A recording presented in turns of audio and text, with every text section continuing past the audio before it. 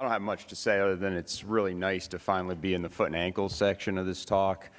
I remember when I was applying for fellowship here like a long time ago now, and I sat with Dan Ciccato, and he was really hot on VCRs and spine deformity. He said, well, why do you want to come here? What do you want to do? And I said, well, I really have an interest in pediatric foot and ankle, and his face dropped, and I thought for sure that was the end of my chances at Scottish Rite. I was never going to be a Scottish Rite fellow. It only took 15 years to convince him that it was a reasonable thing to do. And I know foot and ankle isn't as sexy as VCRs, Dan, but, you know, fortunately, I'm sexy enough to pull it off. So, you know, this would be the sexiest section of the meeting. And with no further... So with no further ado, it's actually an honor to bring up Dr. Steve Richards, who's actually the man who taught me how to care for infants with clubfoot deformity, and he's going to be speaking on non-operative clubfoot management. Thank you, Tony. It's nice to be a sex symbol.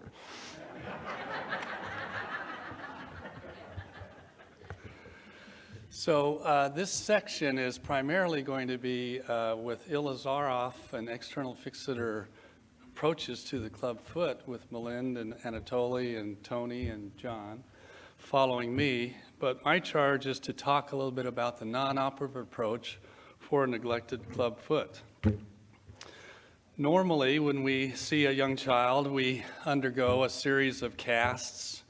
Everyone in here who has treated club feet recognize the serial casting followed by the percutaneous tenotomy and a final cast that we're able to take this foot in the infant who comes to us and create a nice plantar foot that is very functional without scarring and does well through life. But periodically we encounter the 2-year-old or the 4-year-old or the 7-year-old who has a neglected club foot or a foot that has been seriously relapsing over time. And the question is, how do we take care of that? Now, by the neglected club foot, we mean a foot that has not really received any treatment previously or has perhaps received inadequate treatment. And over the course of time, as they walk on it, the deformity becomes more apparent, more fixed, and we see some callosities and other skin changes associated with that. Now, when we encountered this a generation ago, this would go to the operating room and receive a rather extensive release in an effort to achieve that plantar grade foot. And oftentimes that was successful, but it led to a very stiff foot. And it was not always successful, and we encountered a number of relapses or recurrences, or we encountered overcorrection that would happen, and we're left with situations which are then very difficult to care for. Today you're going to hear about newer operative approaches with the X-Fix approach for the club feet, and we'll get into that later, not for me though. So with our neglected club foot, the question is, what about non-operative treatment? And that is my charge. So when we see a child come in who has had a neglected club foot, we need to evaluate that child and make sure that that child is perhaps idiopathic, or if not, why not? And we know, and looking at 100 or 800 children here, that those patients who come to us as infants with presumed club feet, 9% of those kids will go on to show that there is another condition which is contributing to the foot appearance that they have, whether it be neurological, syndromic, chromosomal, spinal. We find that 70% of these kids are diagnosed within the first 2 years, but there are 30% of these children with other diagnoses that don't really get clarified until after the age of 2 years. And so in the neglected club foot, always keep your radar up for some other condition that is present in this child. And here are some of the neurological disorders that were diagnosed over time, along with the list on our left, which shows the other conditions that we unmasked over time. And we do know that these non-idiopathic club feet won't respond as well to a non-operative approach. So our radar is up when we encounter those. And of course, the older child who has a pterological club foot has a much less chance of success with the non-operative approach than one who would be idiopathic. Don't forget to get a radiographic evaluation of the older child with a neglected club foot. Most often, it will confirm your diagnosis, but every now and then you'll encounter a clubfoot appearance, which will have a diagnosis that John Birch mentioned yesterday in his talk with a tibial hemimelia or some other condition. So always make sure on this older child with a clubfoot that you obtain a radiograph in your initial evaluation. Well, if this is going to be an idiopathic clubfoot and we've eliminated these other diagnoses, then what does the literature say about non-operative treatment for this neglected clubfoot? In America, we have good access to health care. There are a number of countries in which the health care opportunities are limited. So most of this literature regarding neglected club feet come from other countries. From India, a series of looking at children of age 9 years who had non-operative treatment, they found that 75% achieved full correction with a follow-up of 5 years. This is quite promising, although we know there are going to be some relapses. So it gives hope for this concept of non-operative approach. From Ethiopia, 22 children were looked at with an average of 3 years follow-up and found that most of them had the ability to achieve a clubfoot correction with some relapses and some tendon transfers. From Iran, they reported on 11 patients at an average age of 11 years old and found correction in 17 of the 18 children that they took care of, finding that they needed a large number of casts to get there, but they did. Unfortunately, the report follow-up is very short here, and I suspect everybody in the audience knows what's going to happen over time in many of these feet. From Nigeria, they've developed a registry looking at their clubfoot treatment, and they've reported on a quarter of their patients being the age range of 3 to 9, or the neglected clubfoot age range. And they reported some excellent initial correction. And finally, from China, they reported on 22 children who had a unilateral clubfoot and did a pediobarographic study and found out over time that a number of these relapsed. So you can see that the concept of non-operative treatment is written about and practiced in some of the countries that have less access to health care at the early age. And we don't see much of that here in our country. Now, John and his colleagues had written about this last year, sort of a review looking at relapse, residual, and neglected club feet, describing 3 age ranges, and we focus on right now sort of on the 2.5 to 8-year-old age range for the opportunity for non-operative approach. And their conclusion in this age range that they could respond pretty well to the non-operative casting, may require the heel cord release, may require a posterior release if the heel cord release itself is not sufficient, often tibialis anterior tendon transfer followed by bracing. And we would agree with that approach. So a posterior release is necessary if the heel cord lengthening itself is insufficient. Oftentimes a tib-ant transfer is part of this process, and on occasion we'll be doing a plantar fascia release as well. So here at Scottish Rite, how do we handle this 2 to 10-year-old child who has a neglected club foot? We'll try this non-operative approach. More commonly, we're going to experience some children who have had severe relapses that require the same approach. And this is a child that I took out of the final casting a week ago who had come back with a very severe relapse from elsewhere, required series of casts. We then did a tib-ant transfer, posterior release, knowing that in this child, heel cord tenotomy by itself was insufficient. But you can see the posture of the foot is very, very acceptable here. I'd like to close this small session with a video that really highlights the potential for non-operative treatment in club feet. My name is Sanam Tashi, and I'm from Bhutan. This is the story of a remarkable boy from Bhutan, his journey to America, and a group of Scottish Rite Hospital doctors, therapists, and caregivers who worked as a team to change a child's life. This is the improbable story of Sonam Tashi. When we were at the monastery, I saw Sanam Tashi, and I was watching him wondering why he was sort of staying back from the other kids. Why wasn't he running out there playing soccer with them? He just seemed like he needed something. And then I saw his feet, and I was overwhelmed with the feeling of purpose. Like it was just revealed to me. The thing I was looking for, the meaning behind meeting each of these women and why I'm on the other side of the world was right there in front of me, and I knew I couldn't walk away from it. So at that point, Lisa came to me and she said, Genoa, you're a doctor. Can you take a look at this kid's feet? I mean, it was really hard because we took these pictures of his feet and I didn't know if we could help him at all. I sent the photos to Brandon Ramo and Corey Gill since they were doctors here at Texas Scottish Rite. She sent us photos and video and sort of said, do you know what this is? And is it treatable? And, you know, we don't, in this country, we don't see 12-year-olds or 11-year-olds with untreated club feet. And so we said, sure looks like untreated clubfoot.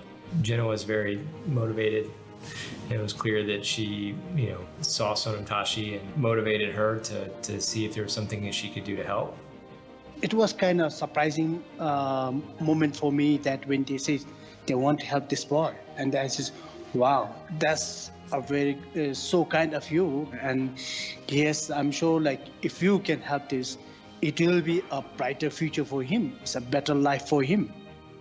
Brandon Ramo had asked me to take a look at the images, all of which clearly showed a very active young man with what looked like untreated clubfoot deformities. So the first time that I met Sonam Tashi was actually the day before we did his first casting. And with him not really knowing us or the hospital staff or really what he was getting himself into, I felt that it was important to take him to the clinic where he was actually going to be casted the next morning. At first, he was very hesitant. He wasn't so sure about this. He didn't quite know what we were doing. But by the end, he recognized that we were putting these casts on the next morning.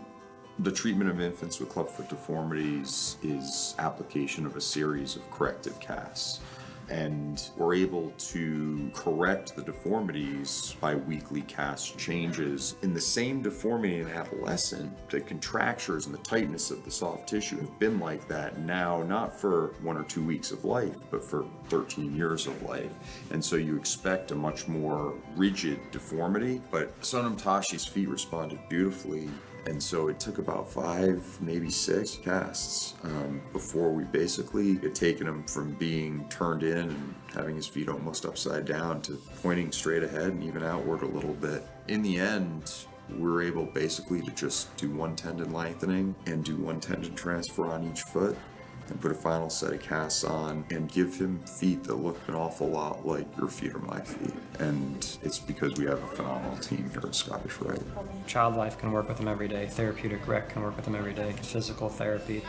There are not a lot of places where this could be done as comprehensively. I don't think at his young age as a child, he realizes what the long-term implications of what happened here were.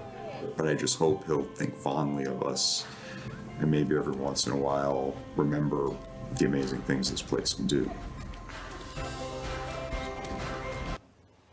So I would ask everybody in the audience when they encounter a mid-aged child, maybe even into their very early teenage years, to keep their mind open to the potential of non-operative correction for the neglected clubfoot. Thank you very much. Thanks, Steve. That was great.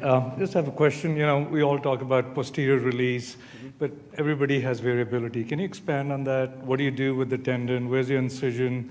You know, what sort of is your release in terms of joints and things? Sure. So doing a posterior release in your non-operative program for clubfoot is a lightning rod concept. There are purists who never want to do that and consider that a real problem. But I know John's written on it. We've done that quite a bit as necessary. So I will always start with the heel cord lengthening, if you will, on a redo in which there's been one previously done. And oftentimes in doing that, I've had very little response on any dorsiflexion with simply the heel cord done. And then so I will lead into and you saw the transverse incision, I will lead into a formal posterior capsulotomy of the tibio-talar joint, including your posterior talocalcaneal ligaments and sneaking over toward the deltoid area. I don't really go after the subtalar joint as much. I think most of the dorsiflexion is going to be achieved in the ankle joint itself, and then that's followed by a repair of the tendo-Achilles itself.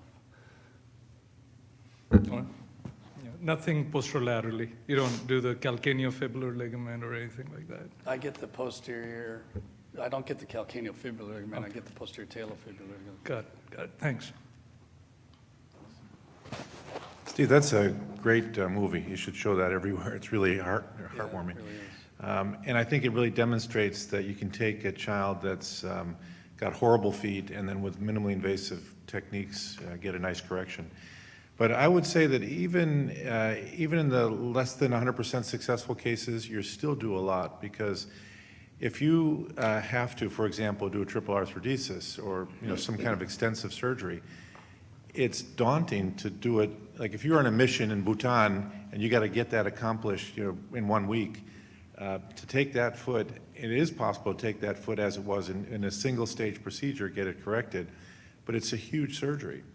So I think that by doing the casting and the manipulations, even if you don't get a full correction, you make any subsequent surgery much easier technically. That is without doubt correct. I fully agree with you on that. And there are some Milo children whose feet are so tight that if I were doing a full release at several years of age, that I may run the risk of being unable to get the skin closed. That doing the casting can stretch out our soft tissues sufficiently that allows us to achieve just what you were saying. I agree with you fully.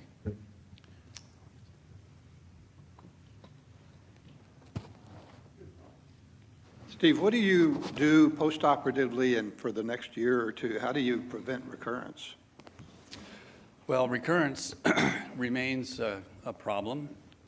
And so keeping the children in the older age group into some shoes with the bar is still part of the program. So I put them in AFOs for probably 2 months to protect the soft tissue surgery we've done, including the tib-band transfers. And then we try to keep them in shoes with the bar and external rotation at nighttime for up to a year. Compliance is always a challenge. We use the compliance meter here, and we published on some of the real actual wear of bracing in children despite what parents say. But we try to protect that. For 2 months in AFOs, full-time, basically day, and at nighttime try to keep them in the bracing for up to a year. The only other thing I've done, I've had our PT people come in and try to show them some taping and stretching that they can do afterwards too, if it's possible in their environment. Mm-hmm. I'm really fortunate to, and you guys are too. I actually have the physical therapist in my office on my biggest foot days with the tough ones. And just doing that soft tissue stretching before casting seems to even take us further. But I think a lot of times in these neglected feet, they don't really know how to use what they own. So I think that there's a lot of kind of reteaching after you get them into that beautiful position so that they don't recur as quickly. So I think it's definitely multidisciplinary approach. Even when you're abroad, I mean, I think you can teach people to tape them or stretch them, but using those soft tissues, because even if you do surgery, they seem to get very stiff. Well, yeah, the teaching is a part of it. Following through with what you teach them is always a challenge, but we would fully agree with you on that too. Thank you very much.